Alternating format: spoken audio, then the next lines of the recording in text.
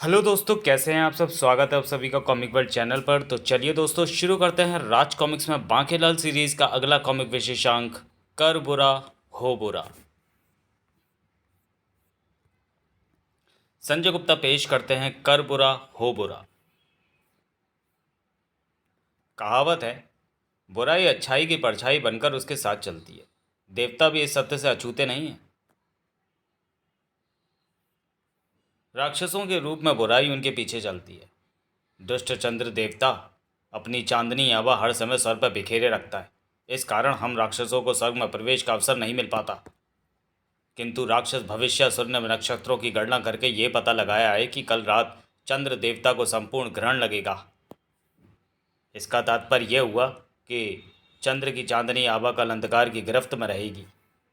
इस महान एवं अद्वितीय अवसर को हम कदापि नहीं चूकेंगे। साथियों, अपने अपने शस्त्र शस्त्रास्त्रों की धारें तेज कर लो। चंद्रमा को संपूर्ण ग्रहण लगा।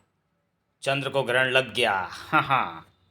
उल्लुओं, चमगादड़ों व राक्षस सर्पों जैसे रात्रि चर पर सवार होकर राक्षसों ने स्वर्ग पर हमला कर दिया। बोलो खसमासुर जिंदाबाद, स्वर्ग हमारा है, तीनों लोगों पर हमारा राज होगा। देवताओं को भनक भी नहीं लगेगी और हम उन्हें बंदी बनाकर स्वर्ग पर अपना अधिकार कर लेंगे। इस शोर को देवता लाखों में भी पहचान लेते थे। ये तो राक्षसों का शोर है। लगता है अंधकार का लाभ उठाकर उन्होंने सर पर चढ़ाई कर दी है। तब फिर साडा की हो। छल, प्रपंच एवं शारीरिक ताकत राक्षसों को वंशानुगत प्राप्त है, इसमें कोई दो राय नहीं। किंतु एक तत्व और भी उन्हें विरासत में मिला है, और वो तत्व है अविवेकी बुद्धि, जिसके कारण राक्षस कोई भी काम बिना सोचे विचारे ही कर देते हैं। हमें उनकी इसी दुर्बलता का लाभ उठाकर राक्षसों को मुँह की खिलानी होगी। तब फिर राक्षसांदा की हो। देवता राक्षसों को स्वर्ग में प्रवेश करने से ना रोक सके। होड़ तो अड्डा की हो। सुनो खसमासुर, अंधकार का लाभ उठाकर स्वर्ग में प्रवेश पा जाने का अर्थ ये कदापि न लगाना कि तुमने स्वर्ग पर विजय प्राप्त कर ली। हमने भी हाथों में चूड़ियाँ नहीं पहनी हैं। अगर तुमने स्वर्ग की धरती पर शस्त्रास्त्र उठाए तो तुम जानते हो कि अधिक तबाही तुम राक्षसों की होगी।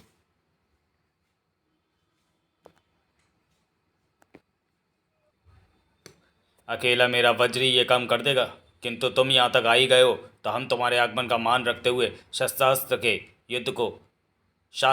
के युद्ध में परिवर्तित कर देते हैं। इसका तात्पर्य यह है कि हम बाहुबल के स्थान पर बुद्धिबल से लड़ेंगे। वो कैसे? हम यहाँ एक भोज का आयोजन करेंगे। उस भोज की शर्त यह होगी कि भोजन बाजू मोड़े बिना ग्रहण करना होगा। इस प्रकार भोजन के उपरांत यदि हम पराजित हुए तो तुम विजयी होगे, और यदि हम विजयी हुए तो तुम पराजित होगे। पराजित पक्ष को विजयी पक्ष की बात माननी होगी। बोलो मंजूर? मंजूर है, किंतु हमारी भी एक शर्त है। तुम्हारी क्या शर्त है? भोजन अप्सराएं परोसेंगी, और भोजन में दाल मखनी और रुमाली रोटी भी होनी चाहिए। गोभी वाले चावल और मटर पनीर भी होंगे। तोता मिर्ची खा गया है, मैं भोज तैयार करवाता हूँ। भोजन राक्षसों को परोसा जाने लगा। मेरी तो समझ में यही नहीं आ रहा कि देवताओं ने इतनी मूर्खतापूर्ण शर्त क्यों रखी। भोजन करने के लिए हमें भला बाजुओं के प्रयोग की आवश्यकता ही क्या है? हम तो सीधे मुंह से ही उठाकर भोजन कर लेंगे। गरम खीर से मेरी जीभ जल गई। सारा भोजन पत्तलों के बाहर भी कर रहा है और थोड़ा बहुत ही जीभ उठा पा रही है। देवताओं ने भोजन में फल भी रखे हैं। संतरा बिना छिला कैसे खा सकते हैं?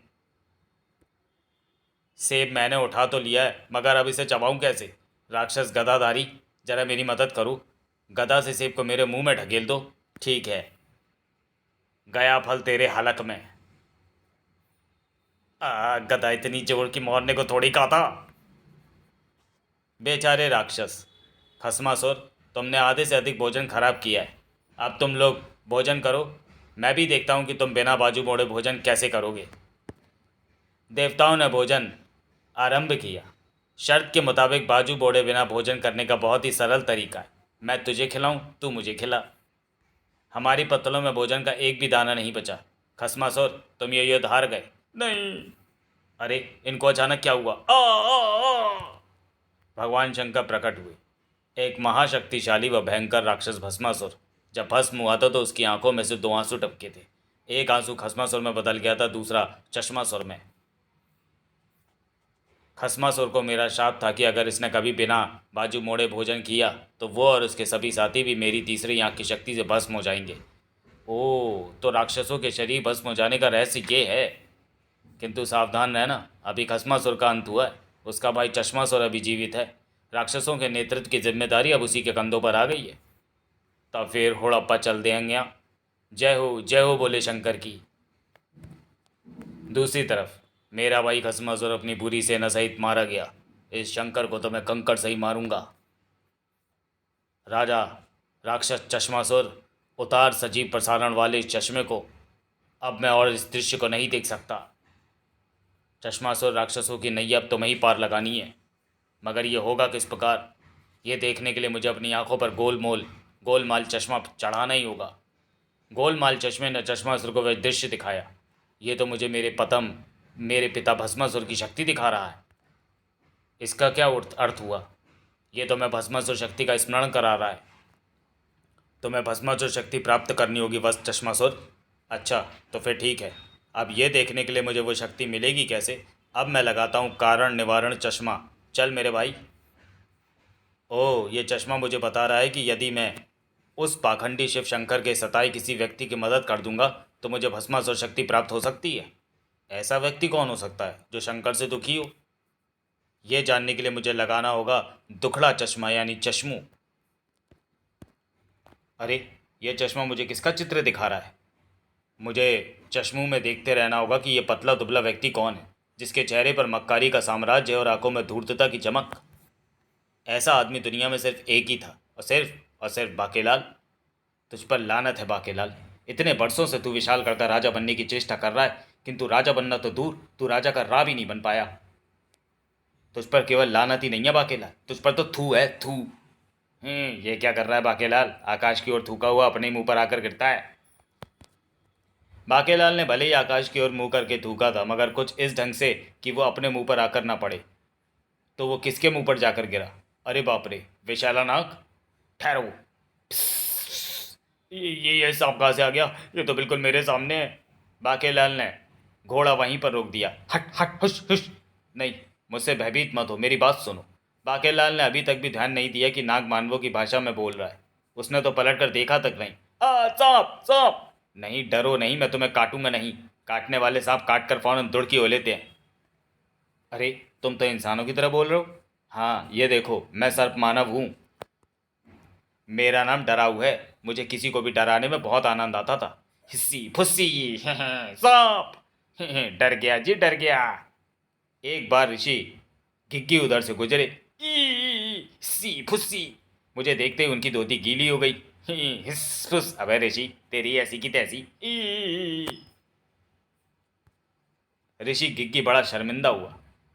पहले मैं भी अपने शाप से लोगों को भयभीत किए रखता था। फिर एक दिन मुझे ये शाप मिला कि जिस दिन भय से मेरी धोती गीली हो जाएगी, उस दिन से मैं ईश्वर का जाप करना भूल जाऊंगा। ईश्वर के जाप के बिना एक ऋषि का जीवन निरर्थक है। और ऐसा तेरे कारण हुआ है दुष्ट सांप। मैं तुझे शाप देता हूँ कि तू इसी समय पत्थर में बदल जाए। नहीं, कृपया ऐसा मत करें। कृपया मुझे क्षमा कर दें। जिस दिन कोई व्यक्ति तुझ पर थूकेगा, उस दिन तू शाप मुक्त हो जाएगा। ता हुण फेर अपादी के हो, जैसी करनी वैसी भरनी। बाकेलाल, तुमने मुझ पर थूका, मैं तुम्हारा आभारी हूँ। आज सूर्यास्त के साथ ही यहाँ से नागराज वासुकी की सवारी निकलेगी, जिनके दर्शन करने से लोक परलोक सुधर जाता है और व्यक्ति मृत्यु के पश्चात सीधे बैकुंठवास को प्रस्थान करता है। बाकेलाल, ये लो सर्प मणि। इस मणि के पास रहने से कोई भी सर्प तुम्हें नहीं डसेगा, किंतु अगर यह मणि तुम्हारे पास ना हो तो कदापि भी इस ओर ना आना, अन्यथा कोई भी सर्प तुम्हें डसे बिना नहीं छोड़ेगा। चंगा तो फिर होड़प्पा चल देंगा। सर्प मणि? वो मारा पापड़ वाले को। बाकेलाल, संध्या के समय तू पैदल ही आना, मैं नहीं आना आने का तेरे साथ। तेरे पास तो सर्पमणि होगी, सांप मुझे डस लेंगे। पर ये इतना प्रसन्न क्यों हो रहा है? मेरे पास तो होगी सर्पमणि। सूर्यास्त के समय यहाँ से गुजरेगी नागराज वासुकी की सवारी। जिसके पास सर्पमणि नहीं होगी, अगर वो उस सवारी को देखेगा तो सांप उसे डसे बिना नहीं रहेंगे। तो मैं अपने साथ लाऊंगा मोटे को, मुच्छड़ को, मनहूस को, राजा विक्रम सिंह को। मुटल्ले, तेरा अंतिम समय निश्चित हो गया। चल चेता, टिक टिक टिक। ओह, तो ये इसलिए प्रसन्न हो रहा था। बाकेलाल सीधा राजा विक्रम सिंह के पास पहुंचा। महाराज, आपको तुरंत मेरे साथ चलना होगा। बाकेलाल, महाराज को कहाँ ले जाना चाहते हो? महाराज, अभी अभी मुझे पता चला है कि नागराज वासुकी की सवारी गुजरने वाली है। अगर राजा उसका फन खोलकर उसे दुग्धपान कराए तो संपूर्ण राज्य का कल्याण होता है और वह धन धान से भरपूर होता है। फिर तो मैं भी चलूंगी। नहीं महारानी जी, आप नहीं जा सकती। वहाँ पर स्त्रियों का होना वर्जित है। किंतु बाकेलाल, अगर मैंने सर्प का फन खोलने की चेष्टा की तो क्या वो मुझे डस नहीं लेगा?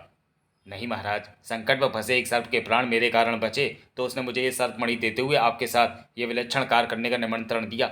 इस मणि के कारण सर्प हमें डसेंगे नहीं और मैं ये अवसर हरगिज चूकना नहीं चाहता। राजा विक्रम सिंह को साथ लेकर बाकेलाल सूर्यास्त से कुछ ही देर पूर्व पुनः सर्प मानव के बताए उसी स्थान पर आ पहुंचा। महाराज, यही है वो स्थान।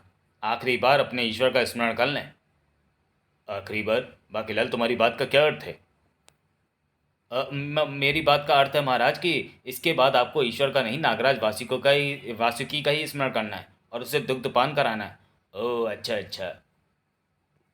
बाकी अपने कुर्ते की जेब में झांक कर देख ले, सरपड़ी जेब में है या नहीं। ये है। मैं तो व्यर्थ ही डर रहा था। फिर भी सावधानी आवश्यक थी क्योंकि सर्प उसे काट लेंगे जिसके पास सरपड़ी नहीं होगी। सूर्यास्त के साथ ही हिस, नागराज वासुकी की सवारी निकल रही है महाराज। तो अब मैं क्या करूं? कृपया अति शीघ्र चलकर नागराज वासुकी को दुग्धपान करावें। हे, ठीक है बाकेलाल, किंतु सब मुझे डस तो नहीं लेंगे? मैं भी तो आपके साथ हूँ महाराज। बाकेलाल विक्रम सिंह के साथ तेजी से आगे बढ़कर सर्पों के झुंड के बीच में पहुंचा और महाराज, अति शीघ्र वासुकी को दुग्धपान करावें ताकि वो आपको डस सके। राजा विक्रम सिंह ने झपट कर नागराज वासुकी का फन पकड़ा। मोटे मोटा तो हम मरे ही मरे। हिस, फुस। लो दूध पी लो। ये सांप मुछड़ को डस क्यों नहीं रहे? पियो पियो, शाबाश। अबे डसो डसो, अबे डसते क्यों नहीं? चुप चुप चुप। अब तो लोटे में भरा दूध भी समाप्त होने को आ गया। अबे डसते क्यों नहीं दुष्टों? लोटे में भरा दूध समाप्त हो गया। इसी के साथ एक विचित्र करिश्मा हुआ। सभी सर्प सर्प मानवों में परिवर्तित होकर नाचने लगे। बधाई बधाई, हे नागराज पुत्र नाग बेटा की भूख हड़ताल टूट गई। संकट टल गया। तो फिर आज भंगड़ा पौणनु जी करदा। बाकीलाल, तुमने क्या कहा? इस शोर में कुछ भी सुनाई नहीं दे रहा। ओए मुंडे, भंगड़ा पांदे थे कुड़िया गिद्दा पावन। फूटी किस्मत, ये नाच गाकर मेरी फूटी किस्मत का जश्न मना रहे हैं महाराज। भंगड़ा थम गया। तब ए मानव, तुमने नागपुत्र नाग बेटा की जबरन दुग्धपान कराकर न सिर्फ संपूर्ण सर्प जाति को ही एक बहुत ही बड़े भयंकर संकट से बचा लिया है, बल्कि इस राज्य के राजा के प्राण भी संकट में पड़ने से बचा लिए। इस राज्य विशालगढ़ का राजा तो मैं ही हूँ, राजा विक्रम सिंह। ओह, फिर तो आपने अपने ही प्राण बचा लिए। कृपया कर मुझे पूरी बात बताएं। विवाह योग्य हो जाने पर नागपुत्र नाग बेटा को कन्या पक्ष के लोग देखने आने लगे। ये क्या? ये तो त्रिमुहा है। हाँ, किंतु हम आपसे 3 कन्याएं तो नहीं मांग रहे हैं। मेरी पुत्री सर्पा इन तीनों में से किसी सर को अपना पति मानेगी, किंतु इसका धड़ तो एक ही है। हमें क्षमा करें महाराज, सॉरी नागराज। हमें बड़ जैसा वर नहीं चाहिए जिसकी कई शाखाएं हों। अप्पा होड़ चल देंगे। पिताश्री, होड़ अप्पा दी की हो। समस्या 2 सिरों की है पिताश्री। सर्पलोक के सभी नागरिकों के सिर एक वचन में हैं, मेरे बहुवचन में कैसे? वो इसलिए पुत्र क्योंकि तेरे चाचा भी तेरे पिता था। तेरा चाचा भी तेरा पिता था और तेरा ताऊ भी तेरा पिता था, और मैं तो तेरा पिता हूँ ही। अप्पा कुछ समझे नहीं। ये पेचीदा पहेली मेरी समझ में नहीं आई पिताश्री। पुत्र, एक वरदान के फलस्वरूप हम 3 भाइयों का विवाह एक ही कन्या से होना तय था, और ऐसा ही हुआ। इसलिए जब तू पैदा हुआ तो हम तीनों भाइयों का अंश तुझमें मौजूद था। तेरे जन्म के पश्चात तेरे 2 पिता और माता तो चल भी बसे, अब मैं बचाऊं। ओ, ऋषि सर्पाचार्य ने बताया कि बस नागराज, इस संकट का हल है या तो फिर क्या मतलब? हाँ बस नागराज, एक तो इसको चलेगी नहीं। या तो नाग बेटा का विवाह 3 सर्प कन्याओं के साथ कर दिया जाए, या तो फिर छल का सहारा लेकर सर्प कुमार का एक ही सिर कन्या पक्ष को दिखाया जाए, या तो फिर अपनी कुंडली से 3 सिरों का योग हटाने के लिए सर्प कुमार को एक मानव राजा को डसना होगा, या तो फिर इस शाप से छुटकारा प्राप्त करने के लिए सर्प कुमार भूख हड़ताल करें और उसकी भूख हड़ताल किसी मानव राजा के हाथों स्वयं अपनी इच्छा से दुग्धपान से छूटे। इतने सारे। या तो फिर नागराज ने छल का सहारा लेने की सोची। हमें आपका पुत्र पसंद है। पुत्र? क्या तुम्हें कन्या पसंद है? जी हाँ पिताश्री, इतनी मुश्किल से तो एक मिली है। हमें भी तो दिखाओ। ही। ओह, ये तो 3 मुहा है। अब एक ही रास्ता था कि सर्प कुमार भूखा रहकर तपस्या करे। ठीक है, मैं भूख हड़ताल पर बैठता हूँ। किंतु एक सप्ताह में ही सर्प कुमार की हालत खराब होने लगी। अब इस संकट से बचने के लिए अंतिम उपाय करना होगा, यानी किसी मानव राजा को डसना होगा। और इस प्रकार नागपुत्र सर्पकुमार नाग बेटा आपको ही डसने के लिए निकला था कि आपने स्वयं ही उसे दुग्धपान कराकर उसकी कुंडली से 3 सिरों के योग को हटा दिया। वो देखो, सर्पकुमार के शेष 2 सिर गायब हो गए हैं। किंतु अब तो संकट और भी गंभीर हो गया है। मेरे बीच वाले सिर को रहना चाहिए था और आजू बाजू के सिरों का हटना चाहिए था, मगर बीच वाला और आजू वाला सिर हट गए, बाजू वाला रह गया। मुझे ऐसा लग रहा है जैसे मेरा सिर कंधे पे उगा हुआ है। हुड़प्पादी किए हो आपादे, कुछ नहीं हो सकता। इस सिर को वापस अपने ठिकाने पर केवल सर्पमणि ही ला सकती है, जो डराऊ के पास है। और उसको तो एक ऋषि ने शाप से पत्थर बना दिया है। अगर इस संकट का निवारण सर्पमणि से हो सकता है तो समझो कि संकट का निवारण हो गया। क्या मतलब? वह सर्पमणि बाकेलाल के पास है। बाकेलाल, वो सर्पमणि देना तो। जी जी महाराज, ये लीजिए, यही तो है सर्पमणि। शीघ्र ही। सर्पमणि के प्रभाव से मेरा सिर ठीक गर्दन के ऊपर आ गया। बेड़ा गर्क। हे। बेड़ा गर्क पर बेड़ा गर्क और सत्यानाश पर सत्यानाश हो रहा है। अगर मुझे पता होता कि ये सर्प मंडली मुच्छड़ कोई डसने जा रही है तो मैं मोटे को यहाँ सर्पों को दूध पान कराने क्यों लाता। बाकेला, लानत है तुझ पर। गलती तेरी है। ना तू थूकता, न डराव का शाप मिटता, ना वो तुझे सर्प मणि देता, ना तू ये योजना बनाता। अब पता चला जगह जगह पर थूकना कितना हानिकारक होता है। आपके कारण ये संकट टला है, हम आपको खाली हाथ नहीं जाने देंगे। वो देखिए, हीरे मोती। मुझे भी तो कुछ दो नामुरादो। बाकेलाल, ये सर्प मणि अब तुम ही रख लो। इसे तुम्हारे घर में कभी सांप नहीं आएगा, किंतु केंचुआ आ सकता है। बस इससे अधिक ये मणि अब और किसी काम की नहीं रही। पेड़ा गर्क, सत्यानाश। चलो बाकीलाल, रथ हाँको। उफ, इसमें तो इतने अधिक हीरे मोती भरे हैं कि हमारे बैठने का स्थान भी बहुत मुश्किल से बन पाया। रथ को झटके लगवाते हुए चलता हूँ ताकि कुछ हीरे मोती राह में गिरते चलें, जिन्हें मैं तुरंत वापस आकर इकट्ठा कर लूँगा। बाकीलाल तुरंत वापस लौटा। चलो, कुछ तो हाथ लगा।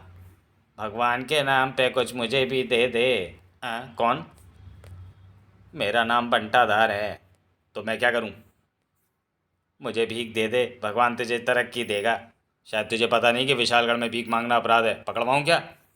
एक व्यक्ति से मैं 3 बार भीख मांगता हूँ। मैं तुझसे 2 बार भीख मांग चुका हूँ, अब तीसरी बार मांग रहा हूँ। भगवान के नाम पर कुछ दे दे। तुझे भीख मांगने की क्या आवश्यकता है? देख, नीचे हीरे मोती बिखरे पड़े हैं। थोड़ा सा कमर को कष्ट देकर झुका और उठा ले। इनसे तेरी सारी दरिद्रता दूर हो जाएगी। नहीं, मैं ये सब नहीं उठाता। एक शाप के कारण मुझे भीख मांगकर ही अपने गुजर बसर करनी पड़ती है। तूने 3 बार भीख मांगने पर भी मुझे भीख नहीं दी। अब मैं तेरा बंटाधार करूँगा। बंटाधार हो? क्या मतलब? मतलब तो तुझे अब थोड़ी ही देर में पता लग जाएगा। शायद कोई पागल है। तूने ठीक कहा, कोई पागल ही हाथ में आया हीरे मोतियों का खजाना छोड़ेगा। था, मगर डाका सिंह हरगिज नहीं छोड़ेगा। सारे हीरे मोतियों पर अपना कब्जा कर लो। तब तक मैं इसके हाथ पांव तोड़ता हूँ ताकि ये शोर न मचा सके। था। बताइए, हीरे मोती तेरे पास कहाँ से आए? क्या ये आफत मुझ पर बंटाधार के कारण टूटी है? इससे अच्छा तो मैं उसे भीख दे देता। ये घोड़ा मुझे क्यों उठा रहा है? हे, जल्दी बता, अन्यथा दरियाई घोड़ा का ये भाई बेहाई घोड़ा चारा तुझे अपने चारे की तरह चबा जाएगा। लगता है तू ऐसे नहीं बताएगा। चारा, इसे चबा जा। आ ठहरो, मैं बताता हूँ कि बाकी हीरे जवाहरात कहाँ पर हैं। ये तो मैंने पूछा ही नहीं था। खैर, बता डाकू को और क्या चाहिए।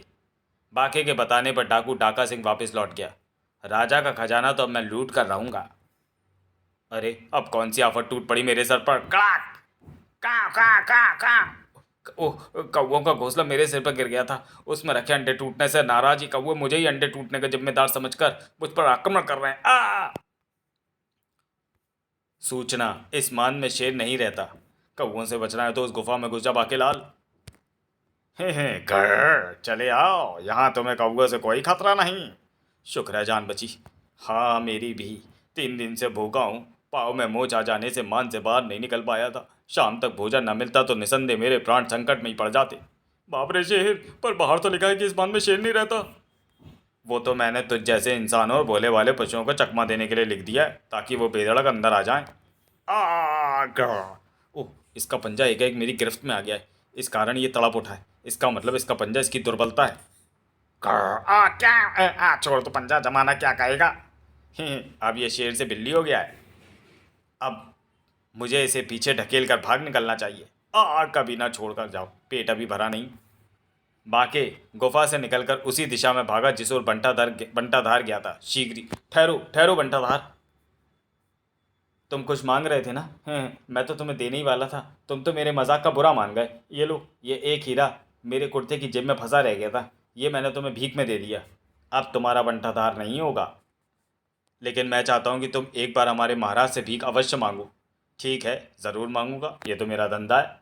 अब आएगा मज़ा। मोटा मुच्छर राजा विक्रम सिंह बंटाधार को किसी भी मूल्य पर भीख नहीं देगा, और तब बंटाधार करेगा उसका बंटाधार। राजा का महल तो अभी दूर था।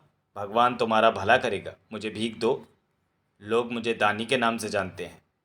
मैं भीख नहीं, दान देता हूँ, क्योंकि दान का पुण्य लगता है। भीख में दिया बट्टे खाते में जाता है। मैं पुण्य इकट्ठे कर स्वर्ग जाने के चक्कर में हूँ। कई राज्यों में दान देता हुआ यहाँ आया हूँ, अब यहाँ पर दान दूंगा। तू मुझे भीख नहीं देगा। मेरे हाथ में मंत्रों की वो शक्ति है जो दान में मांगी गई कोई भी वस्तु तुरंत मांगने वाले को दे देती है। दान में तुझे जो चाहिए वो मांग, मगर मैं भीख तो बिल्कुल भी नहीं दूंगा। तो फिर जा, तेरा बंटाधार हो जाएगा। ईश्वर तेरा भला करे। बंटाधार क्रोध में भुनभुनाता हुआ वहाँ से चला गया। तब, ओह निर्धन लकड़हारे, इन्हें दान अवश्य देना चाहिए। प्रियजनों, मेरा नाम दानी है, मैं तुम्हें भी दान देना चाहता हूँ। कृपया अपनी अपनी इच्छाएं व्यक्त करें। इस वक्त तो बड़ी भूख लगी है, अगर थोड़ा गुड़ चना हो तो वही दे दो। इसके हाथ तो खाली हैं, ये देगा कैसे। तू पेड़ क्यों गिनता है, फल खा। लो, तुमने गुड़ चना मांगा ना, ये लो गुड़ चना। छी, ये तो गोबर है। गोबर नहीं, ये नहीं हो सकता। आज तक कभी ऐसा नहीं हुआ कि जिसने जो मांगा हो उसे वो ना दिया हो। गोबर ही देना है तो थोड़ा और दो, ताकि मैं थोड़े से उपले बना लूँगा जो चूल्हे में जलाने के काम तो आएंगे। नहीं, ये नहीं हो सकता, तुम कुछ और मांगो। मुझे सोना दे दो। सोना दिया। अरे ये क्या, ये तो सो गया। किंतु मैंने तो कीमती पीली धातु यानी सोना दान में दिया था। इसका मतलब हुआ कि वो बंटाधार मेरी शक्तियों का बंटाधार कर गया। उसे फिर से ढूंढकर भीख देनी होगी। कहाँ गया वो। बंटाधार राजा विक्रम सिंह के सामने पहुंच चुका था। राजा, मुझे भीख दे। अब आएगा मज़ा। अभी देता हूँ। सेनापति, यह भीख मांगने महल आया है, इसको कारावास में ले जाओ, और 2 दिन तक भूखा रखने के बाद 2 माह बाद रिहा कर दो। जो आज्ञा महाराज। सैनिकों, पकड़ लो इसे। राजा, भीख दे दे, नहीं तो फिर होड़ होड़ तेरा की हो। राजा, भीख दे दे। महाराज, आपने उसे बिल्कुल उचित दंड दिया है। भीख मांगने से इंसान मेहनत कश नहीं रहता। राजा, तेरा बंटाधार हो। वह मारा। तभी, महाराज, 100 साधुओं की टोली आपसे मिलना चाहती है और आपको दीर्घायु का वर देना चाहती है। तो फिर चलो। इसका बंटाधार तो हुआ ही नहीं, मेरा तो तुरंत हो गया था। 100 साधुओं की टोली। महाराज, सिर झुकाकर हाथ जोड़कर प्रणाम कीजिए, ताकि हम आपको सिर पर हाथ रखकर आशीर्वाद दे सकें। अवश्य साधु जी महाराज। हे, बंटाधार हुआ क्यों नहीं। किंतु जैसे ही विक्रम सिंह ने सर झुकाया, खच खच, हे, मैं हूँ डाको डाका सिंह। हो गया राजा का बंटाधार। लूट लो खजाना। पकड़ो, कोई डाकुओं को पकड़ो, सैनिकों। वो मारा। डाकू डाका सिंह को इधर भेजने की मेरी योजना सफल हो गई। तो क्या उसको तुमने भेजा था बाकीलाल। हाँ, मेरे मतलब ये मेरे मुंह से खुशी का मारे क्या निकल गया। पाके डस्ट, तू मेरी मृत्यु का कारण बन रहा है। ये दर्द बर्दाश्त नहीं हो रहा। तभी, नहीं, मैं इतनी जल्दी हार नहीं मानूंगा। महाराज, आप कृपा कर मुझसे कुछ मांगें, मैं दानी हूँ, बड़े बड़े दान देता हूँ, मुझे दान देने का वर प्राप्त है। अगर तुम्हें देना ही है तो मुझे मौत दे दो, ये दर्द बर्दाश्त नहीं होता। नहीं, ये तुम क्या कर रहे हो। मैं तुम्हारी इच्छा अवश्य पूर्ण करूंगा। तुम्हारी इच्छा पूर्ण है। दूसरे ही पल, ओह, सारा दर्द उड़न छू हो गया, मैं ठीक हो गया। ये तो मेरा बंटाधार हो गया। ओह, मेरा बंटाधार हो जाने से मैं जो भी वस्तु दान में देने की बात सोचता हूँ उसके उलट वस्तु प्राप्त होती है। सत्य का पता लगते ही। बंटाधार, ये लो, हमें नहीं पता था कि तुम भी किसी शाप के मारे हो, इसलिए तो मैंने डाका सिंह को इस ओर भेजा था, क्योंकि महाराज दानी से केवल सुख चैन मांगते और मिलता उल्टा, यानी दुख और बेचैनी। हे पेड़ा गर्क। किंतु महाराज, 100 डाकुओं का दल शाही खजाना लूट रहा है, उसका क्या होगा। सुबह सुबह का समय है, हमारे सभी सैनिक गंगा घाट पर नहाने गए हैं। बंटाधार को डाकू डाका सिंह से भीख मांगने जाना चाहिए। मैं जाता हूँ। मुझे डाका सिंह, मुझे भीख दो। मैं देना नहीं, केवल छीनना जानता हूँ। इसी के साथ सभी डाकू स्वयं हथकड़ियों और बेड़ियों में जकड़े गए। ये क्या, हम हथकड़ियों और बेड़ियों में जकड़ गए, और मैं भीख मांगने के शाप से भी मुक्त हो गया। यही मेरे शाप की काट थी कि कोई डाकू मेरा कटोरा छीन ले। अगर बाकेलाल मुझे आपके पास ना भेजता तो मैं शाप मुक्त ना हो पाता। बाकेलाल देवबुच्ची बेड़ा गर्क। बाकेलाल सीधा शंकर भगवान के मंदिर में पहुंचा। हे शिव भोले त्रिपुरारी, तू मेरा बेड़ा गर्क करने पे क्यों तुला है? मैं जिसका भी बुरा करता हूँ उसी का हो जाता है भला। ये वरदान तूने ही तो मुझे दिया था, अपना वरदान वापस ले लो भोले शंकर। चश्मासुर ने एक एक दृश्य देखा था। ओह, तो ये बात है। अगर मैं शिव के वरदान के मारे इस बाकेलाल की मदद कर दूं तो मुझे भस्मासुर शक्ति मिल सकती है, जो हम राक्षसों को सर का सिंहासन दिला सकती है। बाकेलाल जिसका भी बुरा करता है उसका भला हो जाने से ही बाकेलाल हर समय दुखी रहता है। अगर मैं शिवजी के वरदान को अपनी काठमांडू शक्ति से काट दूं तो बाकी जिसका बुरा करेगा उसका बुरा ही होगा। और चूंकि ऐसा शाप बाकेलाल को भगवान शंकर ने दिया है, तो उस बुराई का पाप भगवान शंकर को भी झेलना होगा। आट काट छाट पाट ठाट टाट पाट साट काट काट, शंकर की भक्ति में शक्ति, पैबंद वाला टाट, बाके की शक्ति काट। चश्मासुर की छोड़ी शक्ति सीधी बाकेलाल से अटक रही, किंतु बाकेलाल को इस बात का जरा भी आभास नहीं था। तो जिसका भी बुरा करता है उसका भला हो जाता है, तो फिर तू क्यों नहीं अपना ही बुरा करता जिससे कि तेरा ही भला हो? उकाबों का खतरा, तो इस बार मैं अपने आप को उकाबों के खतरे में डालूंगा। सोचना, खतरा, यहाँ उकाबों का खतरा है, जरा बच के। क्वाक! उकाब मुझे झपट कर ले जा रहा है। अब ये सीधा अपने घोंसले में ही जाएगा, जहाँ हो सकता है इसका भूखा परिवार उपस्थित हो। किंतु मेरा भला तो हो जाएगा ना। और अगर नहीं हुआ तो बाकेलाल तेरा तो बंटाधार हो ही गया समझ। ओह, मेरा सोचना ठीक था, यह मुझे अपने विशालकाय टोकरी नुमा घोंसले में ले जा रहा है। बाकेलाल हुड़ तेरा क्यों, देखा जाऊंगा।